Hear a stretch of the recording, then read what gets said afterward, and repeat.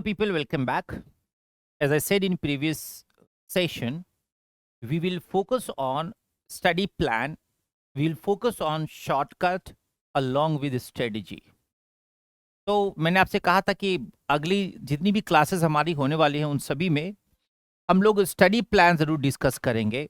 हर class में आपका क्या स्टडी प्लान है, क्या आपने खोया, क्या आपने पाया, आप एक्यूरेसी कैसे डेवलप करेंगे और आप अपनी रीजनिंग को ठीक कैसे करेंगे, इस पे ज़्यादा हमारा डिस्कशन होगा। अलोंग विद कि अब आपके पास यहाँ से स्टडी प्लान क्या होने चाहिए और आप अब क्या अप्रोच फॉलो करेंगे, अब अपनी एक्यूरेसी कैसे डेवलप करेंगे और इंफॉर्मेशन कैसे ज़्यादा बेटर करेंगे, ये सारा हमारा कंसर्न रहेगा। तो अगर आप यहाँ से अब आगे की प्रिपरेशन करते हैं तो लास्ट क्लास में मैंने ये कहा था कि आपके पास एरर लॉग मेंटेन होना चाहिए, राइट। तो एरर लॉग मेंटेनेंस का मतलब क्या हुआ कि आप ये चेक करेंगी कहां आप अच्छा कर रहे हैं, कहां आप खराब कर रहे हैं, कहां पर आप बैलेंस कर रहे हैं। जहां पर आप अच्छा कर रहे हैं उसके लिए आप उसको थोड़ा पॉज कीजिए और जहां खराब कर रहे हैं उस पर आप वर्क कीजिए। खराब करने के मैंने 3 रीजन भी बताए थे कि ये 3 रीजन हो सकते हैं। अब यहां से जो आपका स्टडी प्लान होना चाहिए वो होना चाहिए कि अब आप पहले अब एक हर क्लास के बाद सबसे पहले आप 3 सेट ऑफ क्वेश्चंस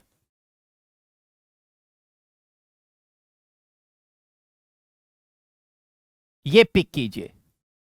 सबसे पहले आप 3 सेट्स ऑफ क्वेश्चन पिक कीजिए और उसके बाद आप उसको सॉल्व कीजिए। लेकिन सॉल्व करने से पहले आप एक बार अपने अप्रोच पे जरूर डिस्कस कीजिएगा। वो अप्रोच क्या इंक्लूड होगा कि जैसे अगर आप सॉल्व कर रहे हैं तो एक आप अपना अप्रोच बनाइए कि ये मेरा, अगर मैंने अजम्पशन क्वेश्चन किया, तो अजम्पशन के लिए मेरा क्या था कि मुझे प्रेमिस और कंक्लूजन को जस्टिफाई करना है, राइट। अब ये आपने कर लिया तो आप हर क्वेश्चन के लिए एक आप अपना रिटन फॉर्मेट बनाइए और 3 क्वेश्चन सेट कीजिए और देखिए कि उसमें आप कहां तक पहुंचे, कितनी ज्यादा आपकी अच्छी प्रैक्टिस हुई। तो सारे 3 क्वेश्चंस ले लेंगे। उसके बाद अब फिर से जब आप 3 सेट ऑफ क्वेश्चंस लेंगे, फिर से 3 क्वेश्चन के एक सेट, मतलब एक सेट में 3 क्वेश्चन होने चाहिए पर टॉपिक के, और एक बार में एक ही कीजिएगा। जैसे अजम्पशन कर रहे हैं तो अजम्पशन कीजिए, अगर आप स्ट्रेंथन कर रहे हैं तो स्ट्रेंथन कीजिए, अगर आप वीकन कर रहे हैं तो वीकन कीजिए। तो अगर आप अजम्पशन करें तो अजम्पशन कीजिए, स्ट्रेंथन करें तो स्ट्रेंथन कीजिए, वीकन करें तो वीकन कीजिए। अब जब आपका ये हो गया तब आपके पास जो स्टडी प्लान, अगला स्टडी प्लान होगा वो होगा कि अब आप एलिमिनेशन वाले पे फोकस कीजिए। तो 3 चीजें जो हमेशा एलिमिनेशन में काम आने वाली आपकी, जो इसको हमने पहले लास्ट क्लास में भी डिस्कस किया था। पहला था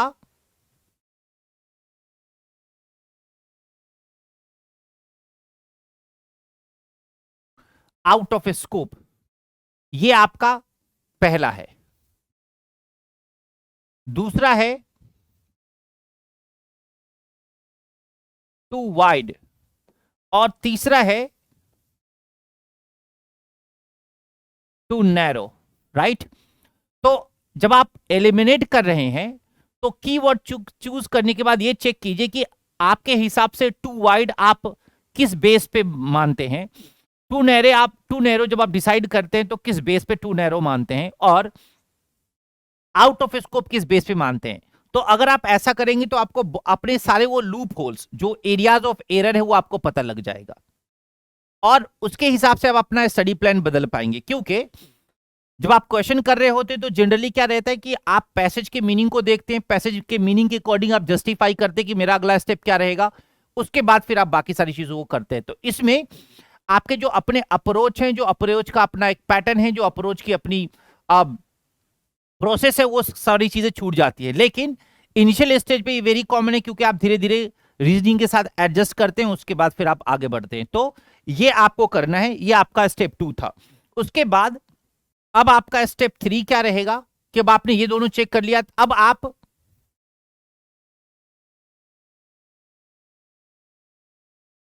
मिक्स सेट बनाइए। ऑलराइट, तो जब आप मिक्स सेट बनाएंगे तो उसमें क्या ध्यान रखेंगे, जब आप मिक्स सेट बनाएंगे तब आपको क्या ध्यान रखना है कि आप सारे क्वेश्चंस में इंक्लूड कीजिए, सारे क्वेश्चन इंक्लूड कीजिए और उसके साथ आप टाइमर लगाइए। पहले जब आप 2 सेट ऑफ क्वेश्चंस कर रहे थे उसमें कोई टाइमर यूज नहीं कर रहे थे और उसमें टाइमर लगाने की आपको जरूरत नहीं थी, पर अब जो आप आगे यूज करेंगे उन सभी में आपको टाइमर लगाना है और टाइमर के अकॉर्डिंग आप जस्टिफाई करेंगे। तो टाइमर के बाद, टाइमर लगाने के बाद अब आप क्वेश्चन देख लीजिए और ये चेक कीजिए कि टाइप्स ऑफ क्वेश्चन जो राइट हैं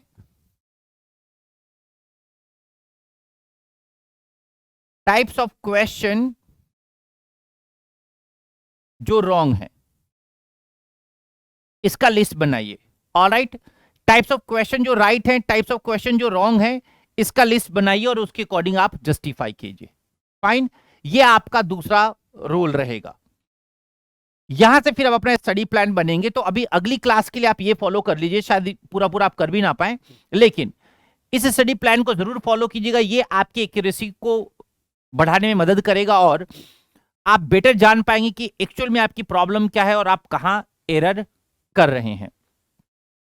now moving to the day of topic. आज जो टॉपिक हम लोग करने वाले हैं वो थोड़ा कॉम्प्लिकेटेड टॉपिक है, उसको बोलते हैं मेथड ऑफ रीजनिंग। अब ये मेथड ऑफ रीजनिंग, ये मेथड ऑफ रीजनिंग सब कुछ इंक्लूड करता है इस पैसेज में। मतलब इस पैसेज में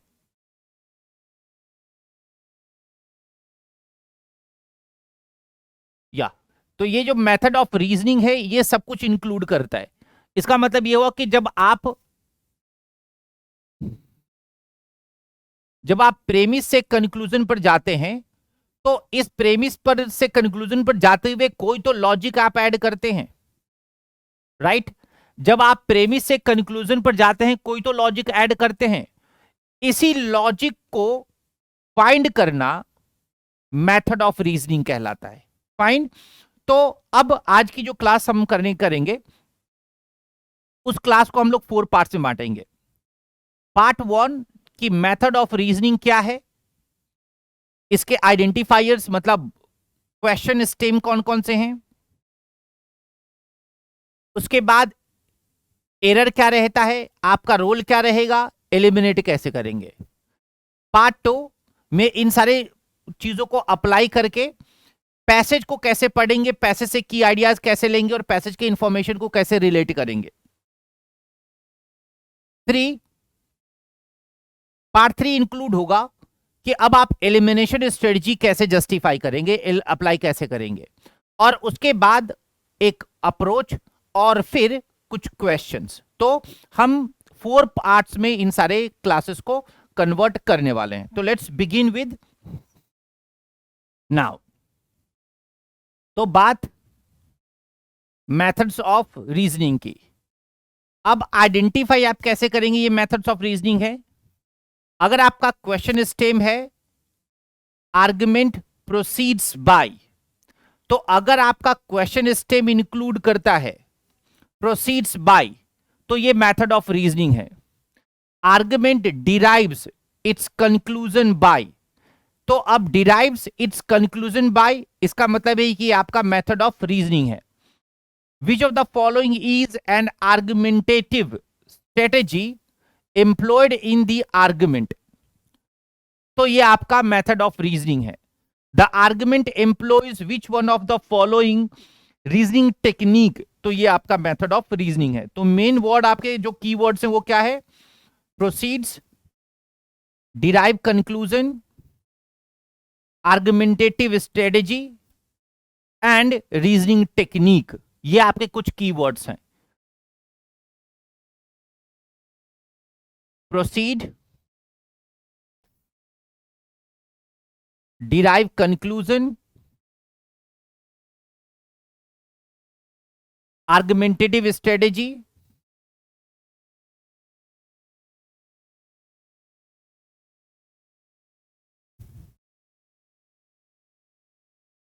और उसके बाद reasoning technique.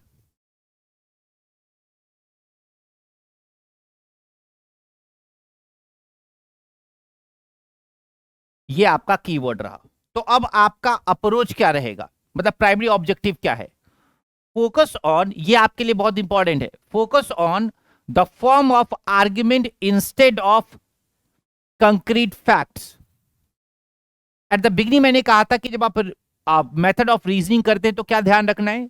Method of reasoning में आपको यह ध्यान रखना है कि कंक्लूजन बन कैसे रहा है, ना कि कंक्लूजन क्या है और प्रेमिस क्या है, प्रेमिस के क्या पॉइंट्स हैं। इंस्टेड कि अगर ऑथर प्रेमिस से कंक्लूजन पे पहुंचता है तो किस टाइप की रीजनिंग टेक्निक फॉलो करता है, ये आपका आंसर होगा। फाइन, अब आते हैं इनकरेक्ट आंसर्स पे। ये बहुत ज्यादा इंपॉर्टेंट है क्योंकि यहीं से आप एलिमिनेट कर पाएंगे। Describe an event that did not occur in the stimulus.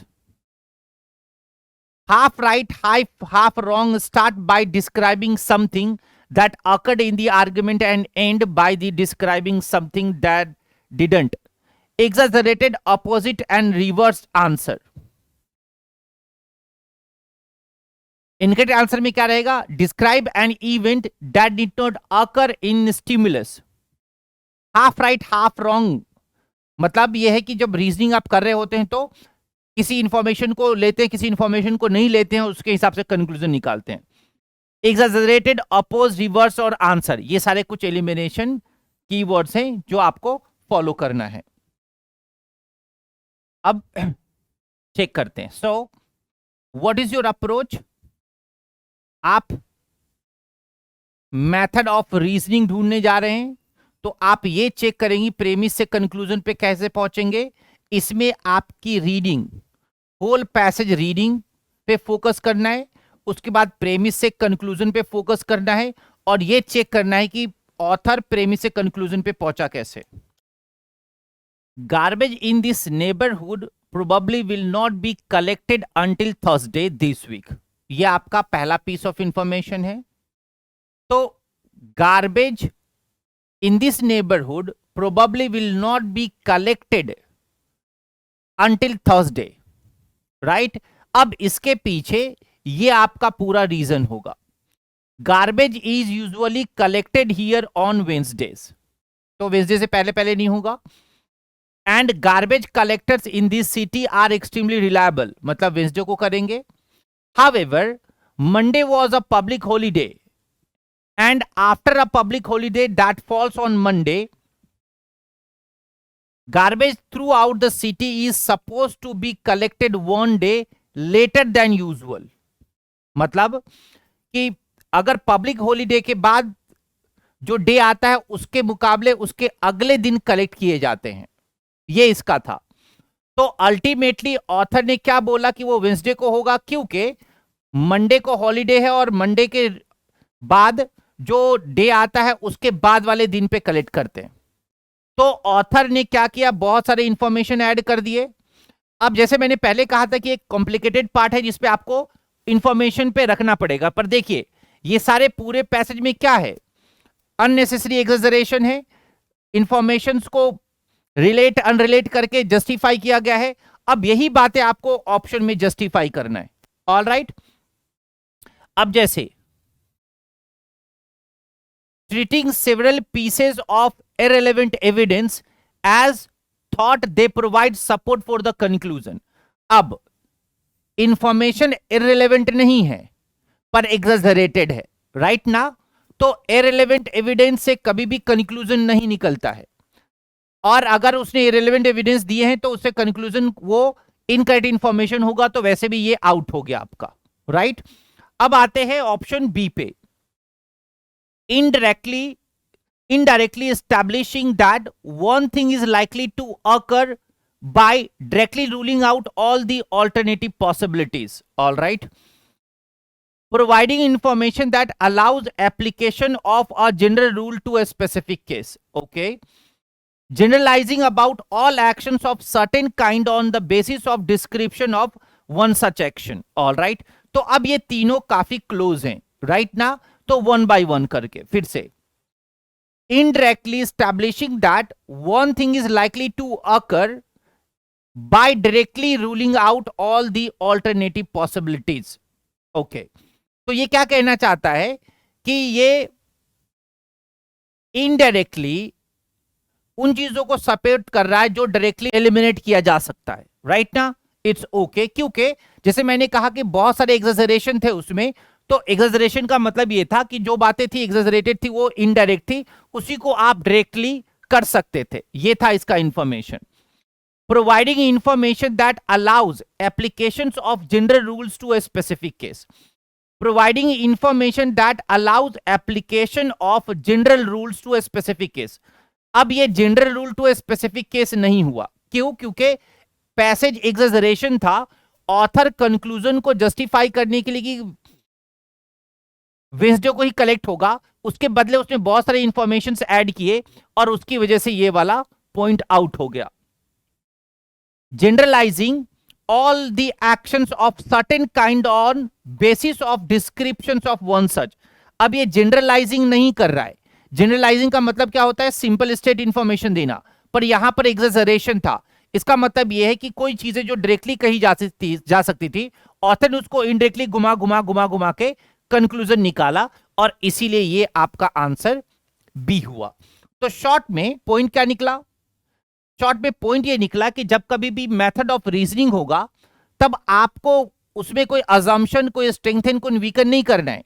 आपको यह चेक करना है कि ऑथर अगर प्रेमिस से कंक्लूजन पे पहुंचा तो उसने क्या कंसीडर किया, क्या कंसीडर नहीं किया, किसको बेस बनाया, किसको बेस नहीं बनाया, और ओवरऑल उसने ऑप्शंस को एलिमिनेट क्यों, आई मीन ओवरऑल उसने ऐसे क्या क्या चीजें ऐड की जिससे ऑथर ने कंक्लूजन लिया। ऑलराइट, तो इस पैसेज में जो कंक्लूजन था वो ये था कि वेंसडे से पहले कलेक्ट नहीं होगा, उसके बाद फिर हॉलीडे है, होली के बाद ये है, उसके बाद वो है, वो ईमानदार है, और ऐसी बहुत सारी बातें कही गई। इसका मतलब ये था कि कंक्लूजन को जस्टिफाई करने के लिए बहुत सारे एग्जेजरेशन दिए गए थे, इररिलेवेंट नहीं, क्योंकि वो यही बात बताने की कोशिश कर रहा था, लेकिन एक के बाद एक सेंटेंसेस के साथ, इसीलिए आपका बी हुआ। पहले एक और क्वेश्चन देखते हैं, फिर इसके एलिमिनेशन को वापस दोबारा करेंगे और कुछ अप्रोचेस को दोबारा करेंगे। पहले समझिएगा कि पैसेज का इंटेंशन क्या रहेगा। तो सबसे पहले पैसेज पढ़िए, उसके इंटेंडेड मीनिंग को जानिए, प्रेमिस कंक्लूजन को ढूंढिए, और उसके बाद देखिए कि ऑथर कंक्लूजन पे पहुंचा कैसे। फाइन। अब pharmacist maintain that doctor should not be permitted to sell the medicine that they prescribe, because doctors would then be tempted to prescribe unnecessary medicines in order to earn extra income. But pharmacists have a financial interest in having a monopoly on the sale of prescription medicines, so their objection to the sale of medicines by doctors cannot be taken seriously. तो intended meaning क्या है? उसने ये बोला कि और doctor को prescribe नहीं करना चाहिए, राइट? क्योंकि वो पैसे के लालच में कुछ भी प्रिस्क्राइब कर देगा। फिर बाद में बोल रहा है कि प्रिस्क्राइब करने देना चाहिए, क्योंकि अगर एक ही मेडिसिन बार बार अगर प्रिस्क्राइब होगा तो मेडिसिन की मोनोपोली हो जाएगी, और उससे क्या होगा कि उससे वो अपनी चलाएगा। तो ये दो कॉन्ट्राडिक्शन थे। तो ऑथर कंक्लूजन पे पहुंचा कैसे? तो जैसे ही बट लगा दिया, इसका मतलब है कि ऑथर दो अलग अलग बातें कर रहा है, राइट? अब फिर से समझते हैं। Doctors should not be permitted to sell the medicine that they prescribe, because doctors would then be tempted to prescribe unnecessary medicine in order to earn extra income. Fine. तो एक पार्ट में क्या कहा? एक पार्ट में ये कहा कि pharmacists maintain that doctors should not be permitted to sell the medicine that they prescribe because they can prescribe what they like. उसके बाद but pharmacists have financial interest in having monopoly on the sale of prescriptions medicines, so their objection to the sale of medicines by doctors cannot be taken seriously. एक तरफ वो बोल रहा है कि pharmacist को फॉलो नहीं करना चाहिए डॉक्टर के प्रिस्क्राइब को, दूसरी तरफ वो बोल रहा है कि अगर वो एक ही टाइप के डॉक्टर को होगा तो अपने हिसाब से मोनोपोली करेगा, मतलब अपने हिसाब से सेल करेगा, तो वो भी इसका एक कंसर्न है, राइट? तो अब ऑथर दो कंक्लूजन निकाला और दोनों में वो कंफ्यूज है, मतलब वो किसी एक बात पे स्टे नहीं हो रहा है और दो अलग अलग बातें कर रहा है। तो मेथड ऑफ रीजनिंग क्या हुआ कि जस्टिफाई करने के लिए ऑथर के पास, मतलब पेशेंट्स के पास कोई लॉजिकल फैक्ट नहीं है, क्योंकि वो दो काउंटर की चीजें कैरी कर रहा है। राइट। अब आते हैं ऑप्शंस पे। तो ऑप्शन पढ़ने के बाद जब कभी भी इस टाइप के क्वेश्चंस को आप करते हैं तो क्या रखना है आपको, ये ध्यान रखना है कि इस पूरे इंफॉर्मेशन का लिंक कैसे होगा और आप लिंक कैसे क्रिएट करेंगे। ध्यान रखिए कि ऑप्शन हमेशा फ्लैट रहता है। जब आप ओवर अज्यूम कर लेते हैं, जब आप ऑप्शंस के मीनिंग को नहीं समझते हैं, या फिर आपको कहीं भी लगता है कि इंफॉर्मेशन रेंज से बाहर चला गया, तो वो इनकरेक्ट हो जाता है। अगर आप थोड़ा अटेंटिव रहेंगे पैसेज को लेकर, तो आपको सारे एलिमिनेशन टेक्निक बहुत आसान दिखेंगे। इसमें pointing out an unstated assumption on which the pharmacist argument relies and then refuting. अब देखिए, pointing out unstated assumption on which argument relies and then refuting. Same की वजह से रिफ्यूट नहीं कर रहा है, सेम की वजह से रिफ्यूट नहीं कर रहा है, क्योंकि दो अलग अलग चीज है। पहले में ये बोला कि डॉक्टर अपने हिसाब से करेगा, दूसरे में ये बोला कि फार्मासिस्ट अपने हिसाब से करेगा, राइट ना। तो वो दोनों का एक पैटर्न नहीं रहा, तो सेम चीज पे रिलाइज और रिफ्यूट नहीं है, दो अलग अलग अजम्पशन पे हैं। एक में ऐसा लग रहा है कि डॉक्टर को बेनिफिट है, ये अजम्पशन है।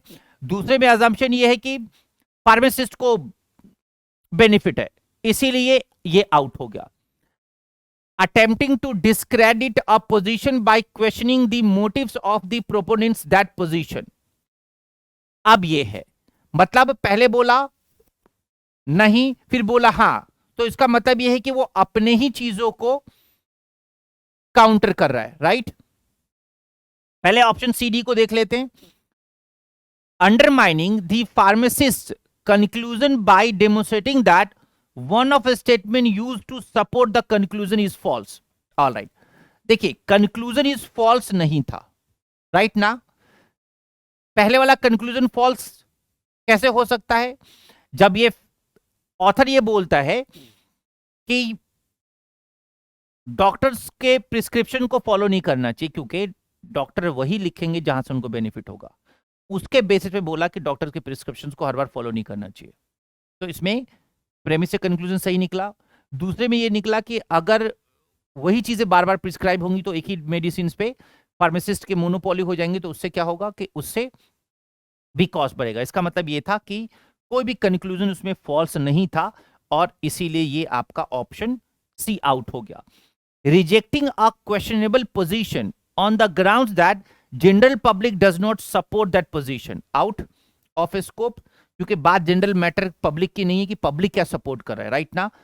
मैटर ये था कि ऑथर प्रेमिस से कंक्लूजन पर पहुंचा कैसे, और वो कंक्लूजन को जस्टिफाई कैसे कर रहा है, ये आपका था, राइट। इसीलिए अब आते हैं ऑप्शन बी पे। तो ऑप्शन पैसेज में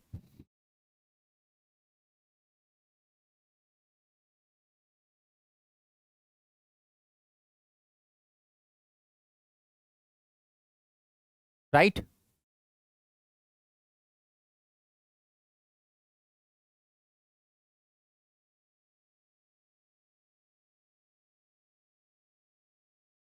cut.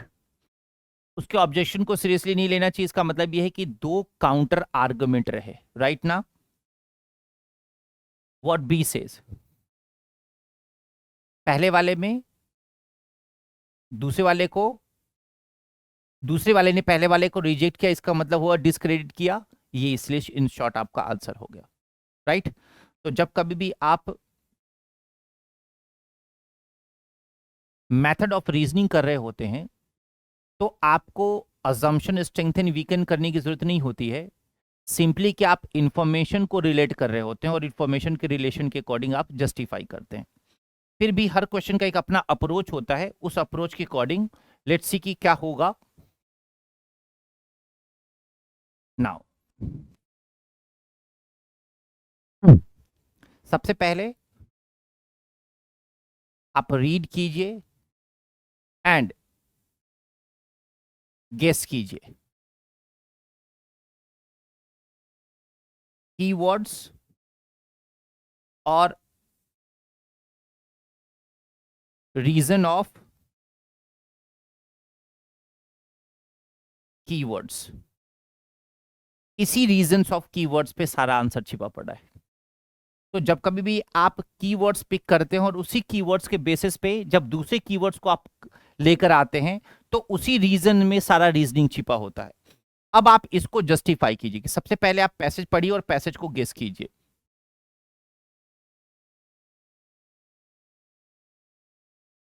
It is not reasonable to search out organic foods those grown without the application of synthetic chemicals because the only natural foods a plant will take up the molecules it needs from the soil and turn them into the same natural compounds whether or not those molecules come from chemicals applied to the soil. All compounds made by plants are part of nature, so all are equally natural. तो all are equally natural, ये आपका conclusion है। अब ये कहां से आया? A plant will take up the molecules it needs from the soil and turn them into the same natural compounds, whether or not those molecules come from chemicals applied to the soil. All compounds made by plants are the part of nature, therefore all are equally natural. इसका मतलब यह है कि जितने भी आप synthetic chemicals use करते हैं वो अल्टीमेटली नेचुरल बन जाता है, यही ऑथर कहना चाहता है, राइट ना? तो जो मैंने आपको कीवर्ड दिए थे वो क्या था कि आपने पहले पैसेज पढ़ा और उसके बाद अब आपने आर्गुमेंट ढूंढा और रीजन ऑफ आर्गुमेंट ढूंढा, कीवर्ड निकाला और कीवर्ड के पीछे आपने रीजनिंग ढूंढे। तो इस केसेस में क्या था? ऑर्गेनिक फूड, क्योंकि सिंथेटिक हर्बिसाइड्स रहते हैं, लेकिन जितने भी प्लांट्स हैं वो सारे बाद में उसको क्या बना देते हैं? नेचुरल बना देते हैं, इसीलिए वो जितने भी सिंथेटिक है वो सारे नेचुरल बन जाते हैं। यही था। तो प्रेमी से कंक्लूजन पे क्या पहुंचा कि वो अल्टीमेटली किसी भी आउटसाइड इंफॉर्मेशन को एक्सेप्ट नहीं करता है, वो बोलता है कि वो प्लांट बाद में नेचुरल ऑटोमेटिकली बना देता है चीजों को। ये था हमारा। तो जो कीवर्ड था आपका वो था कि जितने भी सिंथेटिक है वो बाद में नेचुरल बन जाते हैं, बिकॉज प्लांट्स उसके अपने मॉलिक्यूल में कन्वर्ट कर लेता है, राइट ना? अब जो आपके कीवर्ड्स थे पैसेज में और जिस कीवर्ड्स के बेसिस पे आप एस्टैब्लिश कर रहे थे इंफॉर्मेशन को, उसके बेसिस पे अब आप देखिए फिर से कीवर्ड्स, कीवर्ड्स के एस्टैब्लिशमेंट और कीवर्ड्स के इंफॉर्मेशन। ओके, अब आप पैसेज को देखिए, ऑप्शन को देखिए, कीवर्ड्स पे नजर रखिएगा। Redefining a term in a way that is favourable to the argument. Redefining a term, giving a reason why recommended course of action would be beneficial, appealing to the authority of scientific methods, showing that necessary condition for correctly applying the term organic it is not satisfied. अब कुछ out of scope keyword और necessary condition for correctly applying the term organic is not satisfied, right ना? तो अब ये out of scope हो गया क्योंकि आप ऑर्गेनिक और नॉन ऑर्गेनिक जस्टिफाई नहीं कर रहे हैं, राइट? सॉरी, आप ऑर्गेनिक वर्सेस नॉन ऑर्गेनिक को आप अल्टीमेटली ये कहने की सारे नेचुरल है, मतलब ऑर्गेनिक है, तो वो नॉट सेटिस्फाइड इनकरेक्ट हो गया। Necessary condition for correctly applying the term organic is not satisfied, कोई स्पेसिफिक टर्म नहीं है, राइट ना? अब ये आपका आउट हुआ नॉट सेटिस्फाइड की वजह से, राइट? क्योंकि अल्टीमेटली वो जस्टिफाई कर रहा है, वो सेटिस्फाई कर रहा है। Appealing to the authority of scientific method, appealing the authority of scientific method. अब अथॉरिटी वर्ड एग्जेजरेशन हो गया, राइट? क्योंकि अथॉरिटी मींस बहुत सारी चीजें इसमें ऐड हो जाएंगी, इसीलिए कम से कम ये आंसर नहीं होता। तो ए और बी में कोई आंसर है। Redefining a term in a way that is favorable to the argument, so term is favorable to the argument and giving a reason why recommended course of action would be beneficial. तो अब redefining a term, तो क्या term हम define कर रहे हैं कि organic और नॉन ऑर्गेनिक टर्म है क्या, या फिर ये देख रहे हैं कि आप नेचुरल फूड लीजिए या फिर ऑर्गेनिक फूड लीजिए, वो अल्टीमेटली नेचुरल बन जाता है। क्यों? क्योंकि उसमें अपने मॉलिक्यूल ऐड हो जाते हैं। यही था हमारा डिस्कशन। इसीलिए व्हाट बेनिफिशियल आपके लिए कीवर्ड रहा और वो जस्टिफाई हो गया। वापस उसी पॉइंट्स को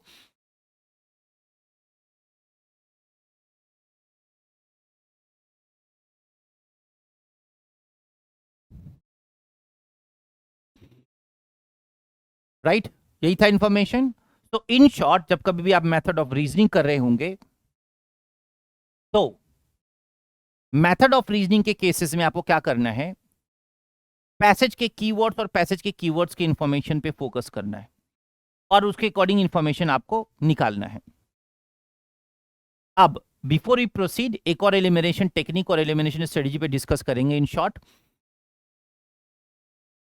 पैसेज को पढ़ने के बाद प्रेमिस और कंक्लूजन पे जरूर फोकस कीजिएगा, क्योंकि प्रेमिस और कंक्लूजन ही आपके सारे आइडियाज देता है। ध्यान रखिएगा, आपका काम अजम्पशन करना नहीं, आपका काम यह है कि ऑथर कंक्लूजन पे कैसे पहुंचा, ये आपका काम था। A number of seriously interested amateur astronomers have tested the new Exodus refractor telescope। मतलब न्यू लोगों ने एक टेलीस्कोप लिया। With it, they were able to observe in crisp, detailed planetary features that were seen only as fuzzy images in 8-inch, 20 centimeters Newtonian telescope, even though it's 8-inch telescopes with their wider apertures, gather more light than the 4-inch and Exodus. Given these amateur astronomers' observation findings, any serious amateur astronomers ought to choose the Exodus if she or he is buying a telescope for planetary observation. अब ये हुआ, given these amateur astronomers' observational findings, any serious amateur astronomers ought to choose the Exodus if she or he is buying telescope for planetary observation. तो ये कुछ details थे, उस details के basis पे बताया कि फाइंडिंग के पीछे क्या फैक्टर्स होने चाहिए। तो ऑथर क्या जस्टिफाई कर रहा है? ऑथर ये जस्टिफाई कर रहा है कि करेक्ट आपके बाइंग आपके यूसेज पे डिपेंड करता है, इसे ये एविडेंस देना चाहता था। अब आप ऑप्शंस पे चल दिए। Evaluating the credibility of claims made by a particular group out. चूंकि ऑथर ने क्या रिकमेंड किया, ऑथर ने ये रिकमेंड किया कि जो आपके काम का है उसके अकॉर्डिंग बाय कीजिए, राइट ना। और evaluating the credibility of claims मतलब conclusion out. Detailing the ways in which a testing situation approximates the condition of ordinary use, ordinary use out हो गया। Placing a phenomenon in a wider context in order to explain. अब placing a phenomenon in a wider context out, simple है कि usage के हिसाब से by करना चाहिए। इसका मतलब हम सिर्फ डी के साथ बचे। Supporting a recommendation to a group on the basis of experience of subset that group, वही आ गया। बेस्ड ऑन रिक्वायरमेंट आपको करना चाहिए, इसीलिए आंसर इसका डी हुआ इन शॉर्ट। तो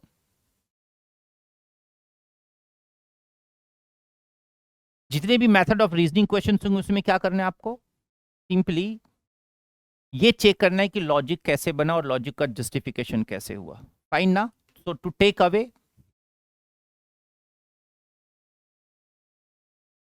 एलिमिनेशन पे आपको ध्यान रखना है। एलिमिनेशन पे कीवर्ड्स ऑफ प्रेमिस एंड